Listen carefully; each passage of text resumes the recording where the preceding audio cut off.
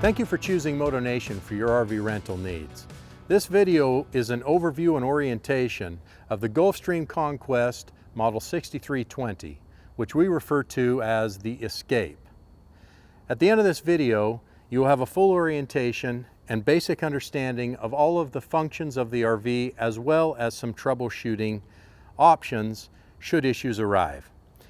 Now, the 6320 is built on the Ford E450 chassis, which is powered by a 7.3 liter gas engine.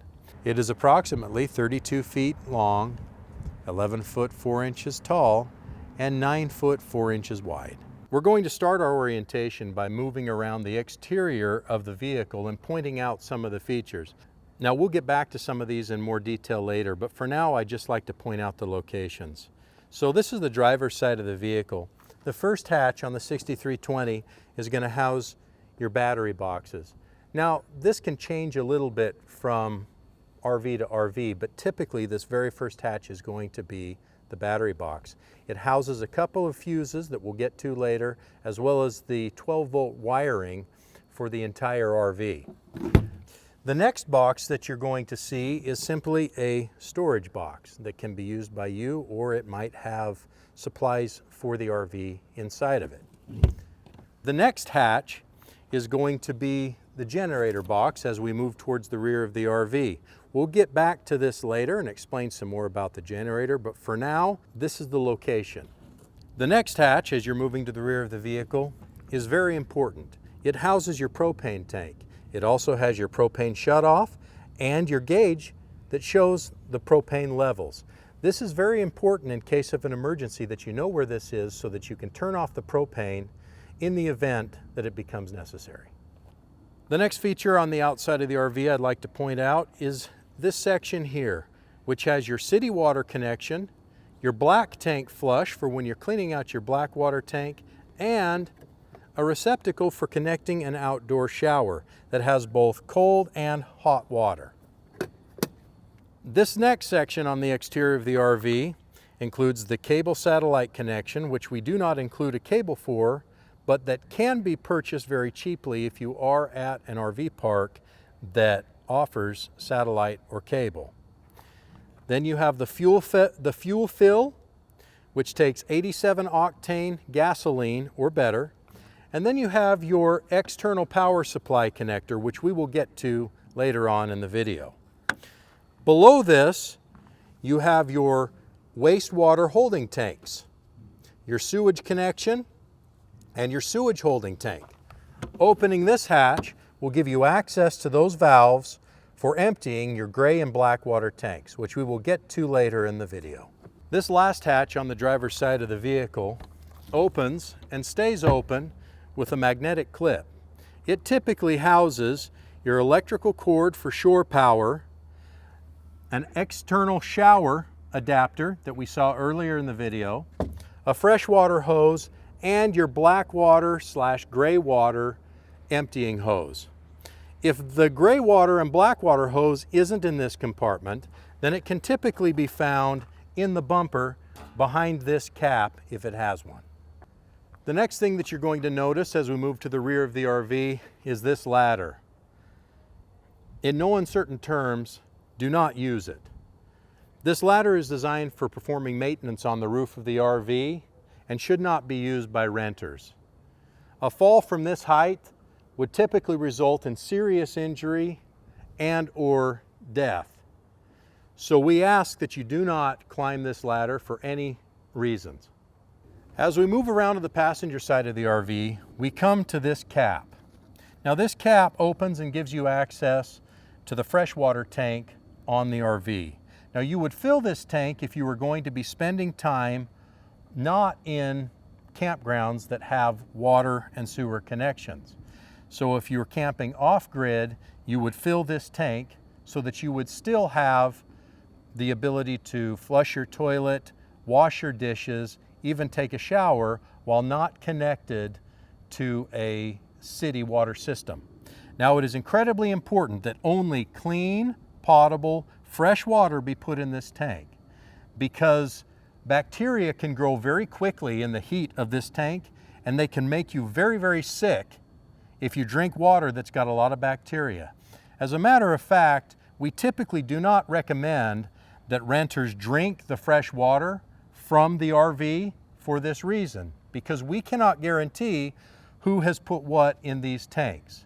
So we recommend that you bring bottled water with you to use for your drinking.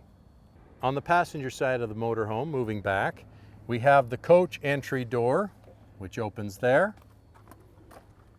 Then we have this hatch here, which houses an external speaker that can be controlled on the inside of the RV. It is removable. However, we recommend that you leave it where it is because these are really expensive to replace and you don't want to lose your deposit to replace one of these. Now, just like on the driver's side, we have a whole bunch of these hatches down here, which almost all of them on the passenger side are for storage, and they go all the way to the back of the RV. There are only a couple of other things that you need to know about that are on the passenger side of the RV.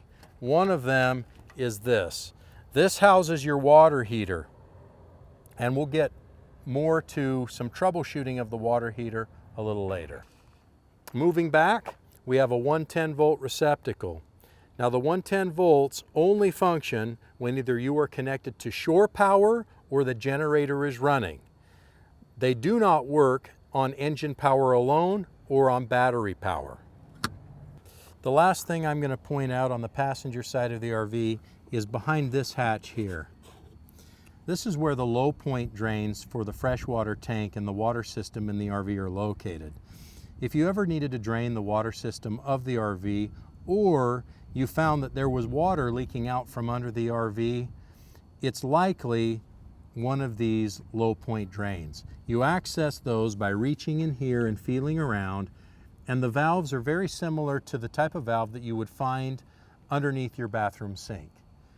You turn them one way to open them and the water will drain. You turn them the other way to close them and the water will stay and fill up the tank.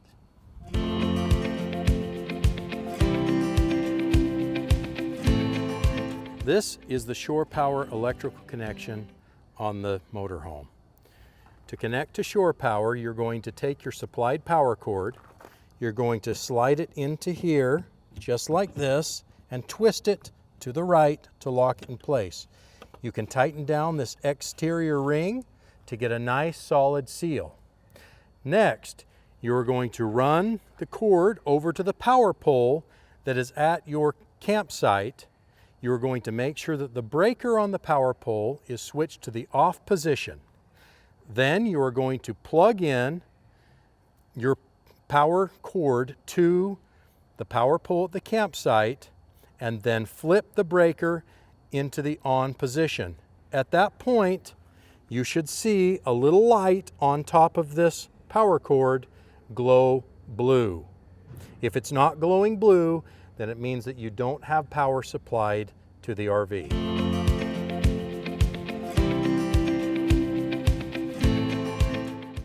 This is the city water connection. This is where you are going to connect your RV to a campground water supply. This is not where you fill the RV freshwater tank. We have lots of renters that call us up and say, hey, we've been running the water into the city water connection for a half hour, but our tank on the inside of the RV isn't filling up. What's the problem? Well, the problem is you're using the wrong connection. This does not fill the freshwater tank. Now, whenever you're using a city water connection or connecting any hoses to the RV, you must use this pressure reducer. Now, each of the RVs is supplied with one, and all they do is screw in like this, and then you screw your hose into it like so. Once that is in place, then you are safe to turn on the water to the RV. A side note, if you do not have the pressure reducer in place, a lot of campgrounds run at very high water pressure, and the RV is only designed for a rather low pressure point. If you run too high pressure water into the RV, you will blow out all the seals inside the RV and it will start leaking everywhere. So do not install any hoses to the RV without them being connected to a pressure reducer valve.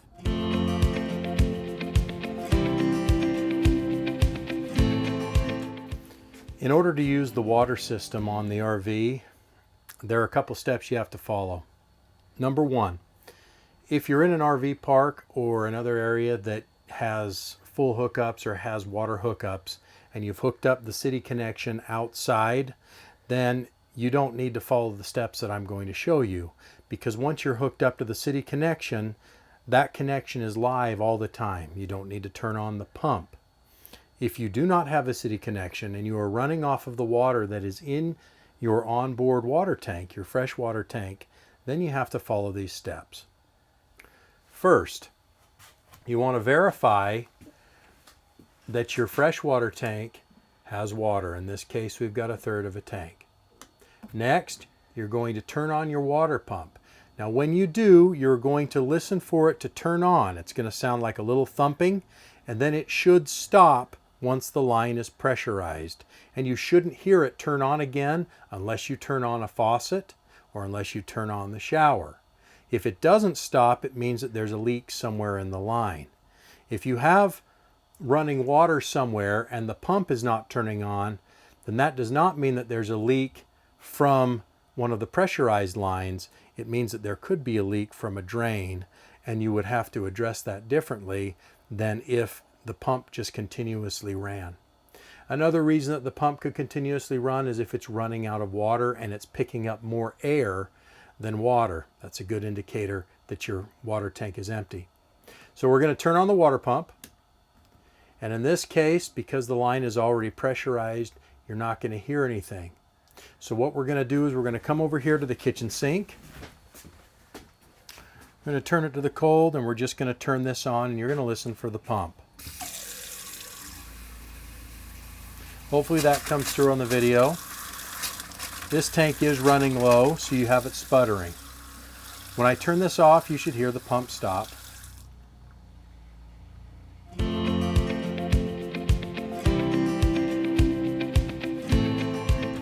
When entering the RV, you're going to notice this red switch.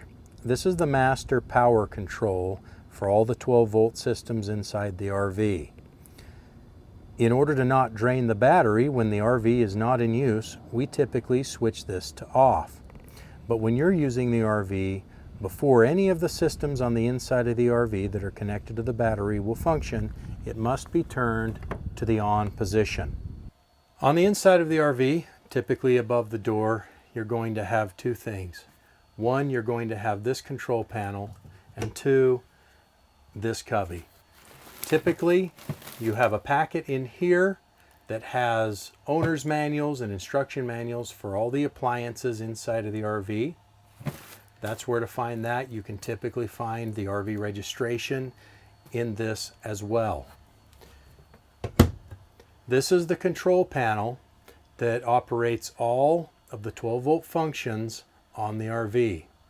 You have the awning lights, the step light, the porch light outside, the ceiling light, which controls most of the lights inside of the RV, the water heater, and the water pump. You also have the awning, in and out, the slides, 1 and slide 2.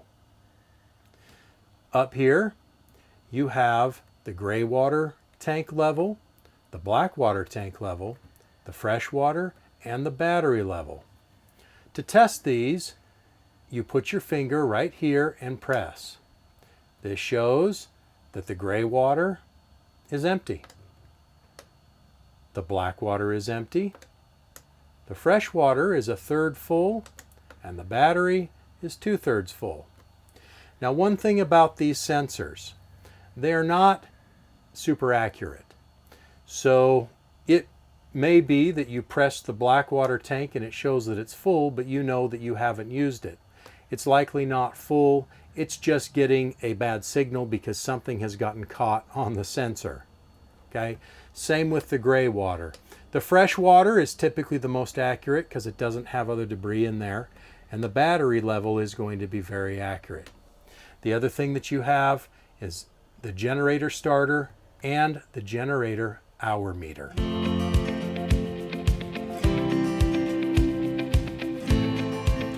This RV is equipped with 2 slides, one in the kitchen and living room area and one in the bedroom.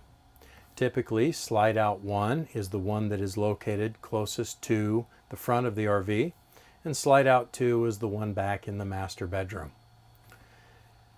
To put out the slides, it's very simple. There's just a couple steps that you need to follow. Number 1, before engaging the slide motors, you have to be sure that there are no obstructions outside of the RV. Sometimes water bottles or refill cups or luggage can fall behind these, and if they do, when you start to put the slide out, it can cause the slide to jump off of the track or crush whatever is going behind there. It's also a good idea to make sure there aren't any kids hiding behind these, because they could get crushed as well. Once you've double checked that there are no obstructions inside the RV, then you are going to go to the control panel and you're going to hit slide out. You're going to hear the slide moving out. It should be uniform, both sides at the same time. As the slide is almost fully extended, you will hear the motor change slightly in pitch. When it does, you let go of the button and you're fully deployed. When deploying the rear slide, it's the exact same process. You want to make sure that there is nothing blocking the outside of the vehicle and that nothing is blocking the inside. It's the same whether you're deploying or retracting the slide. You want to make sure that it's clear. Otherwise, it'll crush whatever's in the way or it'll throw it off the track. So once you're sure that there's nothing in the way and the path is clear, then you hit slide out and you follow the same process. This is going to go out. You're going to listen to the motor until you just hear it change pitch, and then you're going to immediately take your finger off the button. For retracting, you follow the same steps, only in reverse, and you press slide in to let it come in. Again, you're watching to make sure that there's nothing in the way of the slide, and it comes in smoothly and evenly. You're going to wait until you see it almost to the end. The end of the bed should be right there at the end of the cupboards, and you will hear the motor change and you'll take your finger off the button. The same thing applies for the large slide. Make sure that this area is totally clear, that you don't have any luggage, do not have any kids sitting on any of the couches, and then you're going to go ahead and retract. And just like the one in the master bedroom, you're going to wait till it appears like it's almost all the way in, and you're going to listen for the motor to change tone.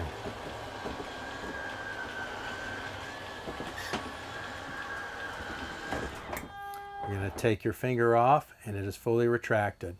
One more note about utilizing the slides.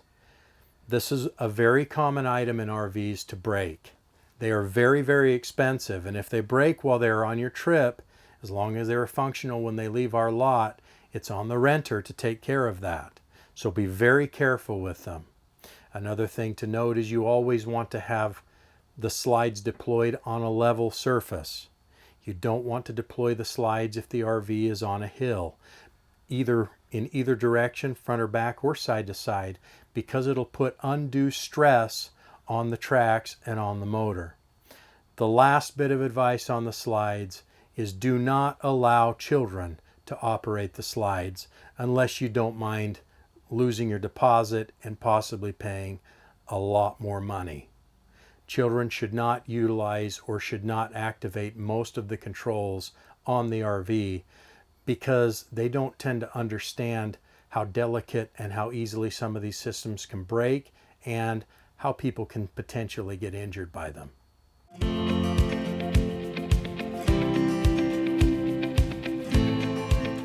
All of our RVs are equipped with window coverings.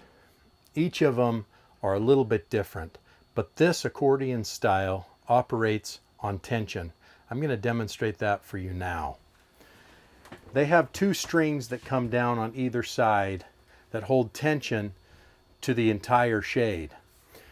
To pull it up, all you do is grab the center and lift. And you can lift it all the way to the top. It will stay wherever you stop it.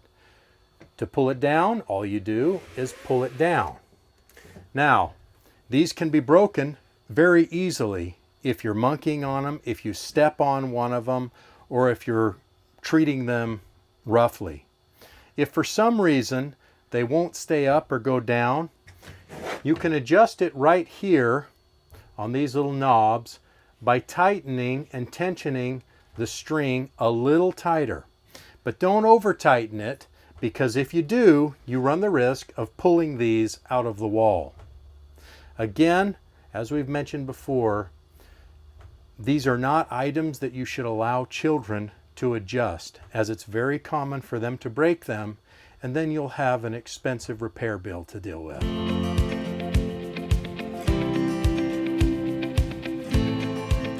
If your RV is equipped with an awning, the control will be located at this control panel right here. In order to send the controller out, you push this direction to out. In order to retract it, you press this direction for in. Now, RV awnings are one of the most common items that break on the RV. So we recommend that you don't use the awning unless you absolutely have to. And then if you do use the awning, you must follow a couple of rules. First, never put the awning out unattended. Even if it's for 5 minutes, do not leave the awning unattended. Second, always make sure that there are no obstacles around the awning when it is being extended. Third, never ever put the awning out unless the day is very, very calm.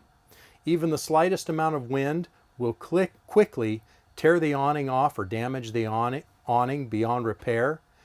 And awning repairs are very costly, typically ranging between $2,000 and $2,500 per awning. We're going to put out this awning now. So first we're going to open up the door and we're going to lean out and check for obstructions. Next, we're going to press the out button while we are watching the awning extend.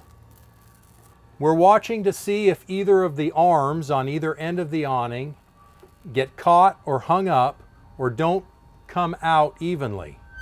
In the event that they get stuck or don't come out evenly, all you have to do is go out and typically shake the support that isn't coming out properly, and it will typically release and start going in sync with the other arm. If that doesn't happen, then press the retract button, bring the awning in tight again, and try it again. If you can't get the awning to go out, rather than risk damaging the awning, it's better to leave it and let us take care of it when you get back.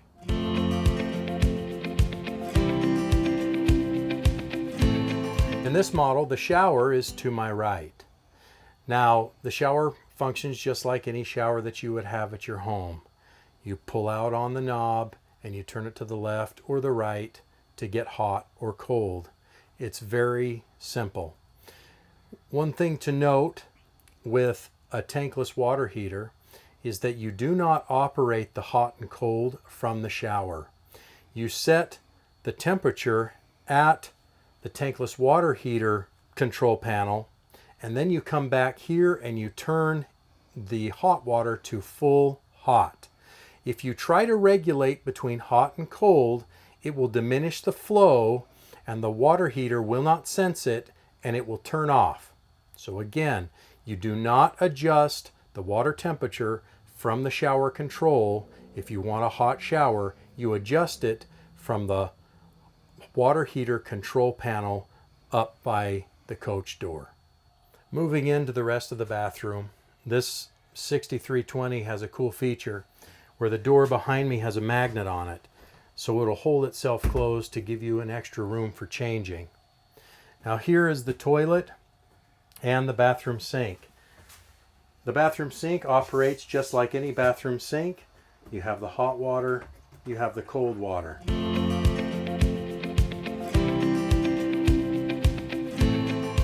We have two types of water heaters on our RVs. A tanked water heater, which operates very similar to the water heater that most people have in their house, only with a smaller tank, about 6 gallons, or a tankless water heater. This particular model has a tankless water heater. So this is the procedure for utilizing a tankless. First, you're going to come to the control panel. You're going to turn on the water pump.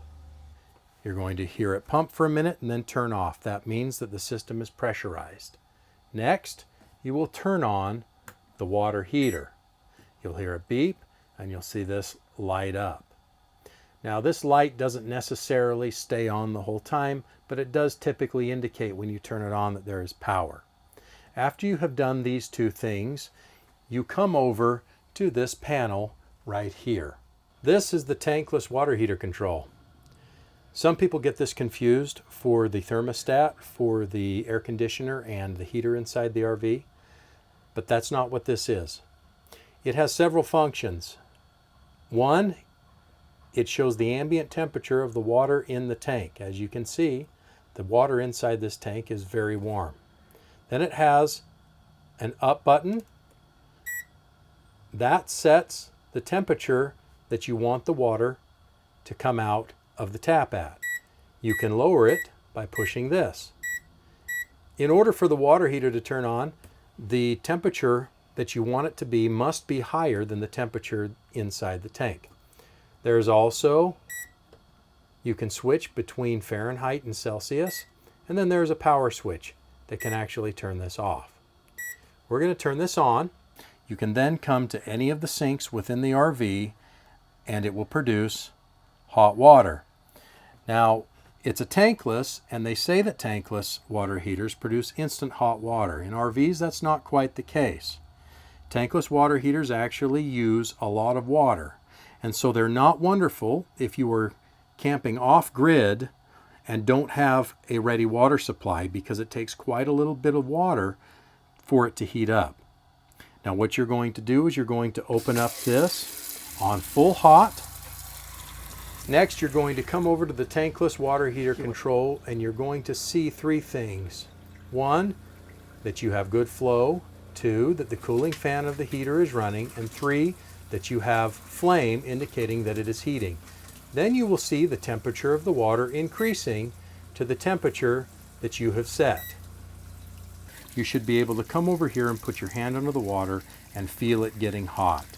Now it'll go to the temperature that you have set. So it can get really hot, so don't burn yourself.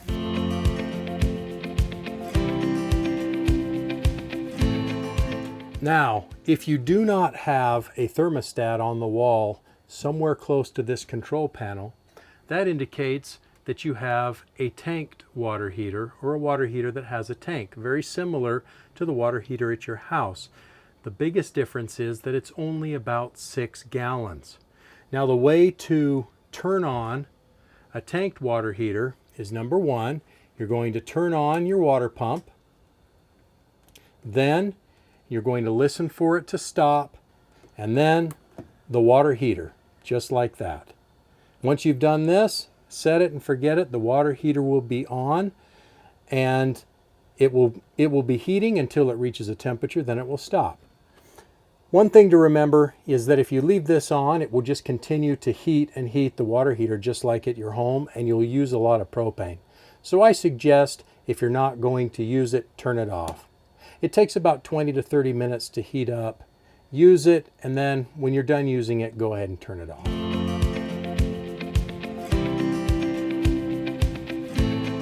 This is an RV toilet. It does not operate like your toilet at home. It has water that will help rinse out what's inside of it, and it has a foot pedal. It is very important that you only put RV or marine grade toilet paper in an RV toilet. If you put wet wipes or paper towels or any other kind of toilet paper, it will clog up the toilet. And if we have to unclog one of these systems, unfortunately, you're going to have to get charged because it's a pain to get that stuff out of the blackwater tank. Now, you're going to flush the toilet, you're going to press this lever on the side, just like that. It's going to open up and you're going to get water flowing down, and you're going to lift off to close it. A note on these pedals: be very gentle with them. Sometimes the seal can be very strong at the bottom of the toilet, and that's good because it helps keep bad smells from coming in. You can also put a little bit of water, as you can see here, to help keep those smells down in the blackwater tank. But sometimes that seal gets very stiff. And if you start jumping on this pedal to try to get it to open up, you'll break that pedal. And if you're on the road and that pedal breaks, you no longer have a toilet, because those parts are incredibly difficult to get. Now, in the event that your toilet isn't flushing, you open up the flap and you can see that it's clogged. The best way to unclog that is not with a plunger, because these toilets don't operate like a normal toilet. You need to go out and find yourself a stick or find yourself a long object that you can press the pedal down to open up the flap and gently clear out the clog and get it to drop into the tank. Once it's cleared out, take a lot of care that you don't get whatever's on that stick all over the RV, and carefully take that stick and throw it away in the garbage. That can save you some anguish if you were to get a clog. Another tip: don't use a ton of toilet paper. Too much toilet paper can clog these, even marine toilet paper, to where your waste will not drop down the tube. If you use toilet paper sparingly, you will see a better result.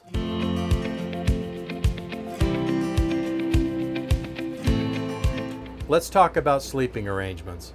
The 6320 has several areas where people can sleep. Number one is the queen bed in the master bedroom. As we move through the coach towards the front, the next bed is the dinette. It converts into a bed by lowering the table all the way down and sliding the cushions across. Now, one note about this table: they're mounted back to the wall. In order to make the table raise and lower, there is a lever underneath the bottom here where my hand is. You flip it one direction and you place your hand close to the wall and push down on the table to get it to go down. You pull up on the table over by the wall in order to get it to go up. Then you take the lever on the end, slide it back up into place, and the table should be set. These tables are not very strong. Never sit on the edge of one of the tables. Set coolers or other heavy items on the tables, because they will tear away from the wall. If a table tears away from the wall, then that's not going to be a very good day, because they're very expensive to reattach. And if we have to replace the whole table, it's even more expensive. And we don't want you to lose your deposit. So be careful with the tables. Again, if you have any question about operating them, you can ask the person who helps you with your rental, and they can show you how it properly functions. Now, in the 6320, we do not have a sofa bed. We have this theater seating. This is not ideal for sleeping in. Now, the theater seats operate like this.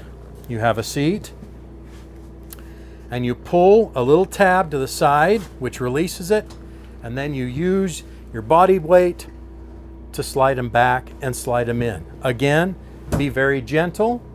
Not a good idea to let kids play around on these, because again, these are very expensive and they can break very easily.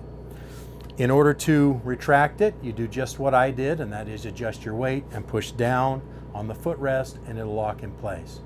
We don't recommend you sleep on these, although you could, but we don't count this as a sleeping area in the 6320.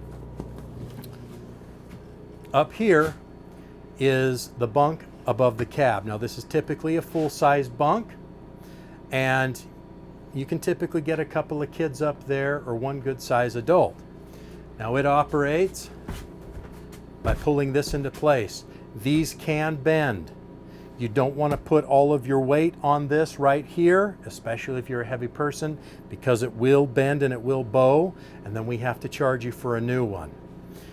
We have a ladder that comes with it.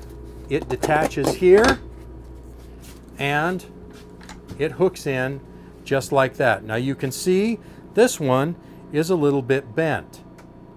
It is very easy to bend these ladders. They're really not designed for adults to climb up and down on them, more for kids. So if you're an adult, just be very careful if you're climbing up this ladder to get onto the bunk. The other thing that is included is a privacy curtain. Now the privacy curtain goes across the front just like this. Once you have the bunk in place, you find the snaps and you snap in the privacy curtain just like this, and it will go all the way across, and that'll give you some privacy in the evening when you're in your RV. One note about the privacy curtains: they attach to these snaps right here, but these snaps can pull free very easily, so you just want to be very gentle when you're attaching them and pulling them off. You don't want to yank down on them or pull really hard, because you can cause these to pull out, and then the privacy curtain won't snap in place again.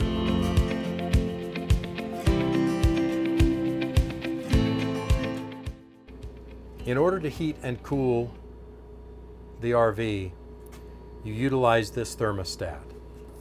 Now, the heater will operate off of the 12-volt batteries. The air conditioner, on the other hand, must run on 120 power. So the RV must be plugged into shore power, or it must have the generator running in order to function. Now, to turn on the air conditioner, you're going to push this bar and you're going to watch until it comes to cool. This says cool high, and you're going to wait, and you'll hear the AC turn on. Now, to turn the AC temperature down, you're going to push there, down. To turn it up, you're going to push it up. Another important thing to note about RV air conditioners is that they are not as efficient as the air conditioner in your car or in your house. They can only cool to about 17 to 22 degrees below the ambient air temperature. So by doing simple math, if it's 110 degrees outside, the RVAC is only going to cool the inside of this coach to about 90 degrees. That's the best you're going to get until the sun goes down and the outside air starts cooling off. Before we get into the heating side, I want to show you something about the AC. Follow me. This unit here is the air handler unit, and it functions in two ways. You can open up these vents and the air will blow down into this area of the RV, which is the living room. If you have a lot of people that are hanging out in this area right here, you can open up those vents and it will cause this area to cool much more quickly. At night though, however, when you're trying to go to bed, the air coming out of the AC will only be cooling this area here. So people in the master bedroom will be getting very hot. Anybody sleeping up there will also be getting very warm. So at night, you want to close these, and that will force the air to come out of the vents in the ceiling. Here and up front, you can angle these vents in the direction that you want to direct the air. We get a lot of calls from people that tell us that their AC isn't working because they can't fill any air in the master bedroom or up above the cab. And 9 times out of 10, it's because these vents are open and not closed.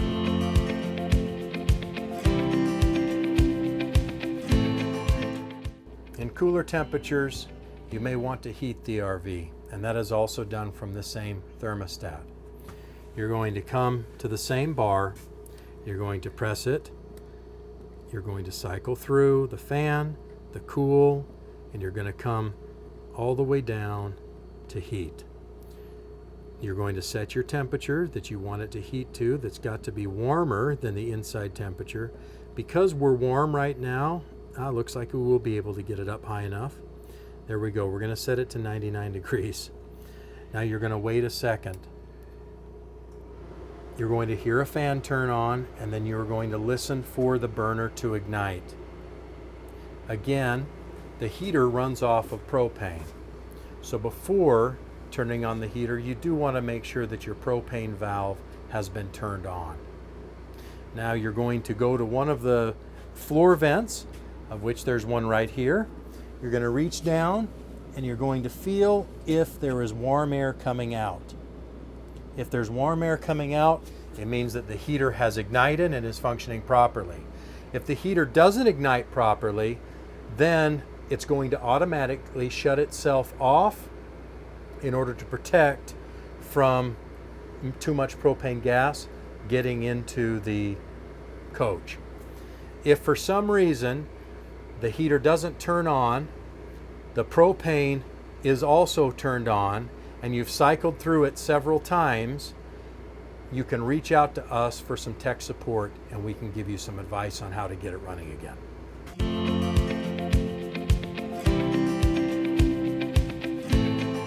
RV stoves operate on propane. I'm going to demonstrate how this stove lights and how it operates. The first step that you need to do is you need to make sure that the propane is on. And you do that by going outside to the propane tank and checking that the valve is open. To turn the propane on, you turn this knob all the way counterclockwise until it stops. You don't want to stop in the middle. It's either all the way on or all the way off. Once you know that you have the propane on and the lines are pressurized, you're going to turn on the fan. You're going to listen for it to start.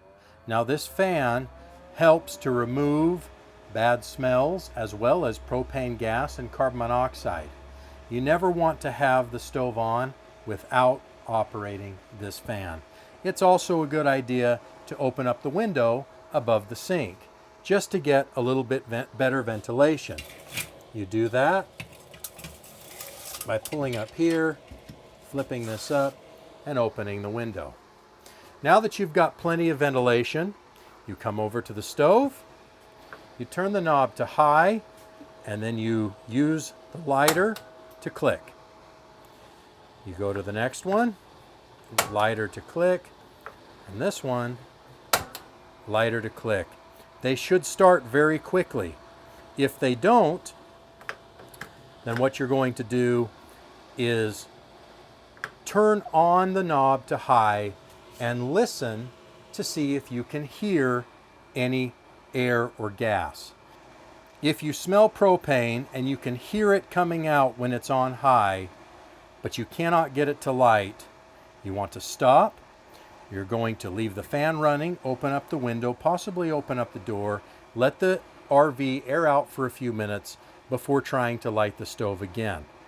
Now, before you want to light the stove again or attempt it, you're going to check that the spark jumps when you click the igniter.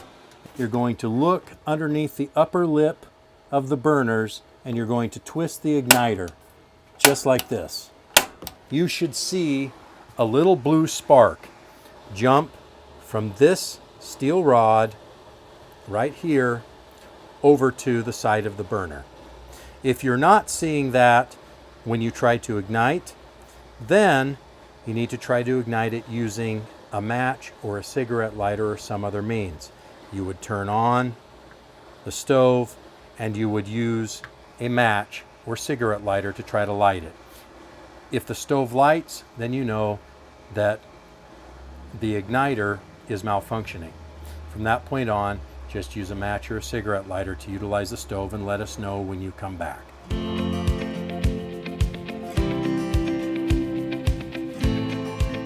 Each of our RVs is equipped with a refrigerator-freezer combo.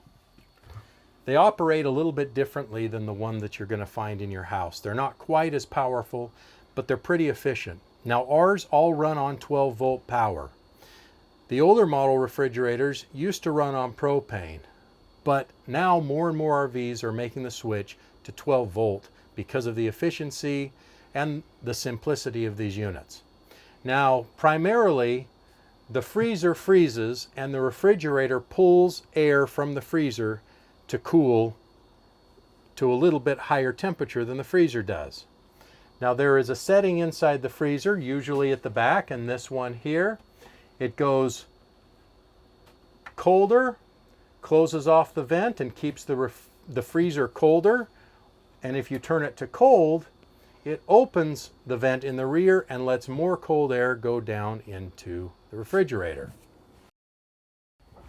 Moving to the refrigerator, as you can see, there's ample room for a weekend, and these refrigerators are designed to keep your food cold and fresh for the duration of your trip, as long as you have 12-volt power, are hooked up to shore power at some point, running the engine or running the generator. That's all it takes to recharge the batteries on these refrigerators. Now the controls for the refrigerator are right here. 1 is for the warmest setting, and 5 is for the coldest. You're going to change that by pressing the set button until you reach the temperature that you desire, and it should keep that. Now, if the light ever starts to blink or it keeps moving down to a lower setting, that is an indicator that you are running low on battery power, and at that point you should start the engine of the RV, you should start the generator, or you should connect to shore power to recharge the batteries.